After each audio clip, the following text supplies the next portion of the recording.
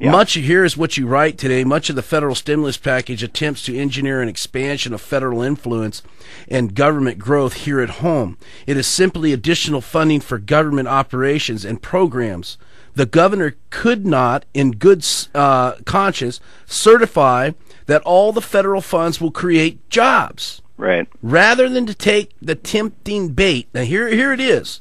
Because, see, this is what I believe the governor is up against. Mm-hmm. Rather than take the tempting bait of every federal dollar offered, she thoughtfully requested federal funds she knew would go to job-ready projects, i.e. transportation infrastructure, airports, and village-safe water systems. All of these were funded in the governor's request because they provide new private sector jobs. That's the differentiation between... That's a big word for me. Differentiation between the ones that she accepted and the ones that she has not yet accepted. Well, and let's not forget that there is underway already the budget process where the governor has proposed a budget, meeting the needs of Alaskans and addressing our priorities, including education and public safety. That process is already underway, and here we have additional federal funds available to us that she is required to certify. She actually has to sign her name on a document that says that the funds that she's requested will be spent to create jobs and promote economic stimulus. And it even gets more onerous than that. It gets more burdensome than that, in that many of the streams of funding require her certification. So, for example, you mentioned early in the program about the weatherization funds, for example. Now, I kind of thought weatherization funds, that sounds good. That sounds like jobs now. But then when you start to look at the strings that are attached to that, right, she has to sign. Here's something called the Governor's Assurance Certification, and in this, she would have to sign. The state governor is providing her written certification that we will comply with and obtain the following assurances, and then it talks about how she has to certify that we will comply with all the federal requirements that are within that. For instance, building codes. Whatever, unemployment insurance, yep. Right? Yep, and it says, that we will implement these residential building energy codes that meet or exceed the most recent International Energy Conservation Code, and we will implement a commercial building energy code, and we will have a plan to achieve 90% compliance with the above energy codes within 8 years. That means, our state government is on the hook then for the next 8 years, ensuring that local governments comply with federal government mandated codes. That's a lot of baggage. That's like saying, hey, honey, will you marry me? Well, actually, it's just not me. You got to marry everything that's behind me, too. So the governor said, look, with these strings attached, with the whole, that we're going to dig ourselves with these funds, we're going to have this discussion in the legislative process and make sure the public knows exactly what is going on here.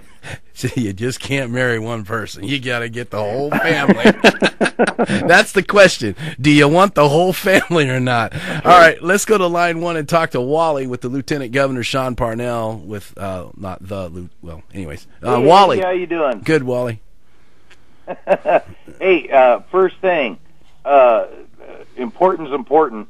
I love Glenn Beck, but I cannot lose an hour of Prager. I just can't. All right. We got that down. Any comments for Lieutenant Governor? Actually, Sean is awesome, and you know what? When it comes to Sarah, I love Sarah. She's got our backs. You know what I mean? She's not going to take any money from this spendulous bill because of the fact that anything that puts Alaskans in distress is not going to happen on her watch or Sean's watch. I appreciate that.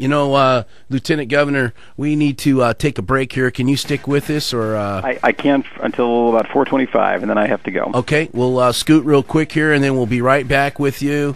Hey, can we just skip? No. All right. We're gonna let me see if we'll hold you, and we'll be right back. We'll hurry back. Okay. Thanks. All right.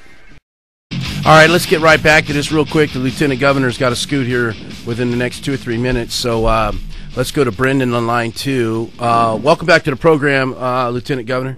Thanks so much. Yeah, appreciate it. Brendan, you're on with Lieutenant Governor Sean Parnell. Brendan, are you with me? Let's go to Ken on line 3. Ken, welcome to the program. Hey, it's a rare opportunity to be able to say something to Lieutenant Governor, and I want to say I appreciate your efforts here. And for you and the Governor, please be a Reagan about this and not a McCain, because it'll translate into long-term votes. It might not look good on the nightly news or the comments on the ADN and all that junk, but you know it's going to translate to future success, because long after most politicians are gone, and you included them, we're going to be bearing the baggage that you made, be it good or bad. And I just pointed our local government here what Begich left us with, the baggage.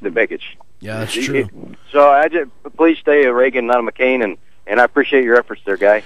You know what? Are you and I hope you and the Governor are taking this into consideration. That I think the vast majority of people, Alaskans, when you explain this to them, are on your side, Sean, Lieutenant Governor.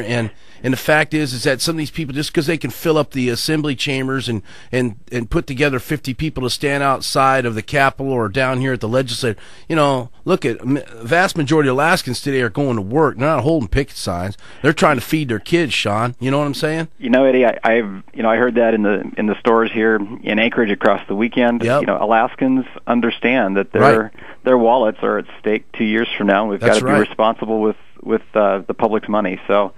You can count on Governor Palin and I to work for that, and just appreciate you giving me the opportunity to be on the show today. Well, I appreciate you coming on, spending time with us, and it just means a lot to us. And we want to tell you that every time you see a picketer out there or some of these clowns out there, they got their say. I guess I shouldn't call them clowns, but when you see one of them, there's 10 of us standing going to work. Well, I sure appreciate that and know that, and we, like I said, I heard that in the grocery store this last weekend too. Well, good. So I'm glad. I hope you got an earful of it. Wait a minute. What's going on?